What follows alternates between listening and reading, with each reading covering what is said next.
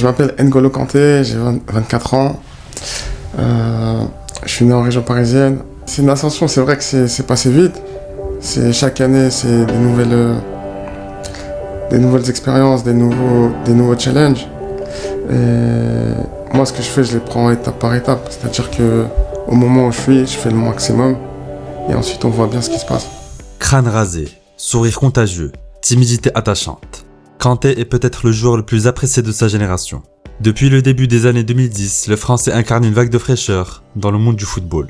Adoré de tous, N'Golo a toujours fui la lumière, alors que c'était souvent le plus brillant sur la pelouse. Généreux sur et en dehors des terrains, le Francilien a presque tout gagné. Mais il n'a jamais perdu son humilité, son goût de l'effort et son sens du sacrifice. Récemment, sa grave blessure jusqu'en février 2023 donne l'occasion de replonger au cœur de 6 années de folie.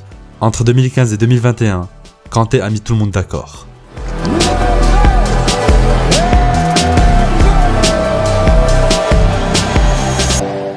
Il est petit, il est gentil, mais il bouffera pas Léo Messi cette fois. N'Golo Kanté est forfait pour la Coupe du Monde. Il est touché aux ischios depuis un moment. En fait, il a rechuté cette blessure aux ischios. C'est donc un cadre, un champion du monde 2018 dont va devoir se passer Didier Deschamps. Cette officialisation aujourd'hui est-elle une si mauvaise nouvelle pour les Bleus ? 14 octobre 2022, la sentence est tombée. N'Golo ne disputera pas la Coupe du Monde au Qatar. Une grosse perte pour l'équipe de France qui, déjà décimée par les blessures, perd un élément au profil unique. Un joueur qui, à 100% de ses capacités, en vaut 2. Cette triste nouvelle est aussi un premier gros coup dur dans la carrière d'N'Golo. Lui dont l'ascension fulgurante était jusque-là sans pépin depuis ses débuts en France.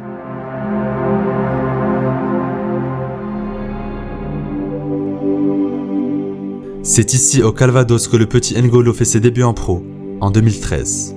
À 22 ans, Kanté signe son premier contrat avec le Stade Malherbe de Caen. Très vite, il devient une pièce maîtresse des Rouges et Bleus et s'impose comme l'un des meilleurs milieux de Ligue 2. La saison suivante en Ligue 1, Kanté continue son petit bonhomme de chemin. Dès son premier match, N'Golo marque un but et s'illustre comme l'une des révélations du championnat. Meilleur tacleur de Ligue 1, capable de gratter un nombre incalculable de ballons, le joueur rappelle les belles heures de Makelele. Symbole de son niveau stratosphérique, une performance face à Marseille au Vélodrome qu'il expose à tous les regards. Interception, projection vers l'avant, pressing. Homme aux 3 poumons, le Français utilise parfaitement son petit gabarit pour asphyxier ses adversaires. Sa qualité de passe est perfectible, mais déjà très intéressante. Malgré toutes ses belles performances, N'Golo reste très sous-coté. À l'été 2015, Marseille refuse de débourser les 6 millions d'euros exigés par Caen. Et certains spécialistes lâchent des perles hallucinantes. Kanté 6 millions, il y a 3, 4, 5 millions de trop. Kanté c'est 1 million d'euros, il te le vend 6, c'est une arnaque. Comme ça, je pense pas que la Brune va se faire avoir. En Angleterre, le profil de Kanté plaît beaucoup plus. Aston Villa et West Ham sont proches de le signer, mais c'est finalement Leicester qui enrôle le milieu canet pour la modique somme de 8 millions d'euros.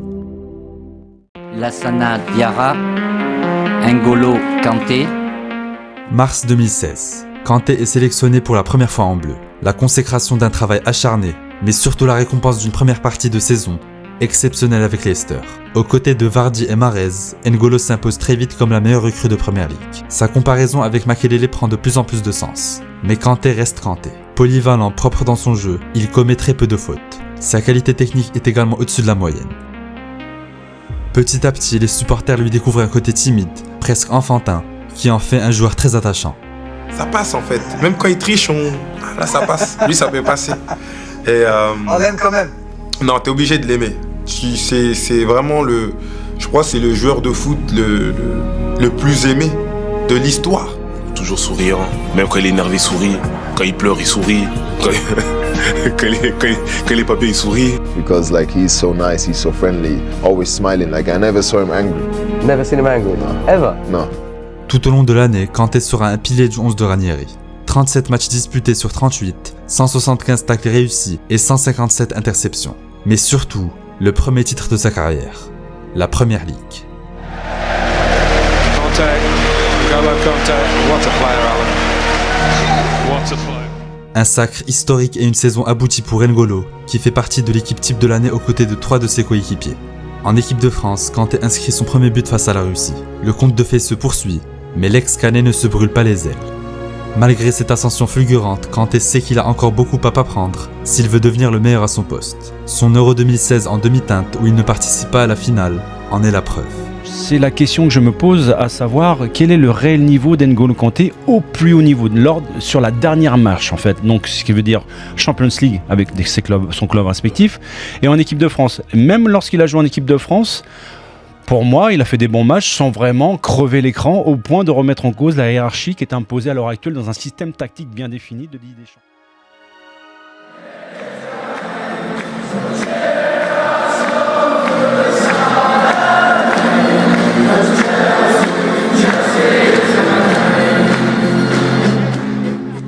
En juillet 2016, c'est Chelsea qui réussit le gros coup de l'été en Angleterre. Pour 38 millions d'euros, les Blues recrutent un joueur de 25 ans, totalement confirmé. On est tous, on va dire, bluffés par son talent. C'est un joueur qui joue simple, qui joue juste et c'est un très bon gars. Aux côtés de Matic dans le 3-4-3 d'Antonio Conte, N'Golo enchaîne les performances solides face aux meilleures équipes de PL. Chelsea versus Manchester United is just the sort of fixture. Fin 2016, Pogba bénéficie encore d'une bien meilleure cote que Kanté. Mais cette 9e journée du championnat opposant les deux compatriotes marquera un tournant dans l'imaginaire collectif. Pendant 90 minutes, l'ex-joueur de Leicester est étincelant. Homme du match, Kanté permet à Chelsea de s'imposer 4-0, grâce notamment à un but sensationnel. It's N'Golo Kanté. Oh, fantastic from Kanté! What a brilliant goal! Pour la deuxième saison consécutive, le numéro 7 éclabousse la première ligue de son talent et devient le premier joueur de l'histoire à remporter le championnat 2 fois consécutives, avec 2 équipes différentes. 8e au Ballon d'Or en fin d'année, le petit N'Golo fait désormais partie des grands. Et s'il veut encore franchir un palier et écrire sa légende, une grosse compétition se profile à l'aube de la saison 2017-2018.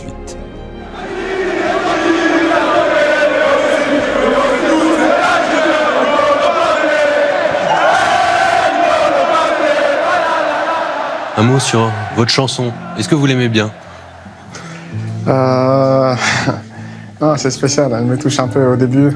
Après, c'est vrai que mes coéquipiers aiment bien me mettre mal à l'aise avec ça.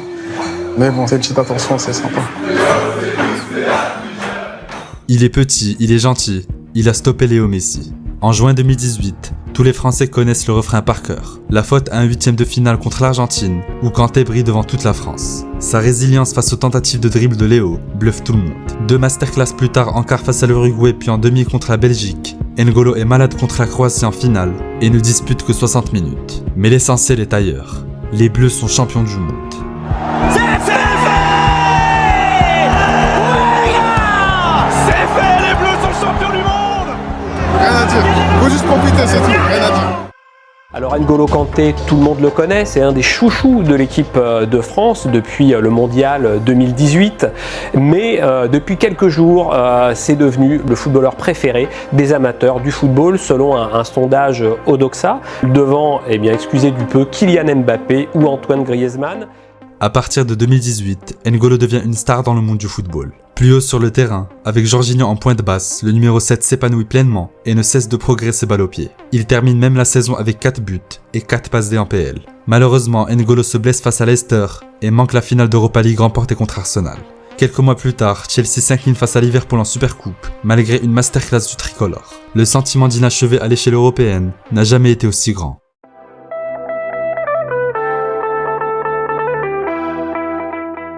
La saison 2020-2021 commence très mal pour Chelsea. En janvier, Thomas Tuchel remplace Frank Lampard. L'onde d'électrochoc fonctionne à merveille et les résultats arrivent très vite. L'un des gros ingrédients de ce succès, l'inévitable N'Golo. Because if he is our Mo Salah, he is our Van Dijk, he is our De Bruyne, he is simply that player. He is our Neymar, he is our Kylian Mbappé, he is the guy who makes the difference. Si la remontada en Première Ligue permet à Chelsea de sécuriser une place dans le Big Four, c'est en Ligue des Champions que les Blues surprennent tout le monde. En 8e de finale, Kanté et Giroud répondent présents et se défont de l'Atlético Madrid. Ils rejoignent Porto au tour suivant et encore une fois, N'Golo répond présent. Le meilleur joueur de Chelsea est partout, mais le plus fou reste à venir. Avril 2021, Real Madrid versus Chelsea. Benzema versus Kanté.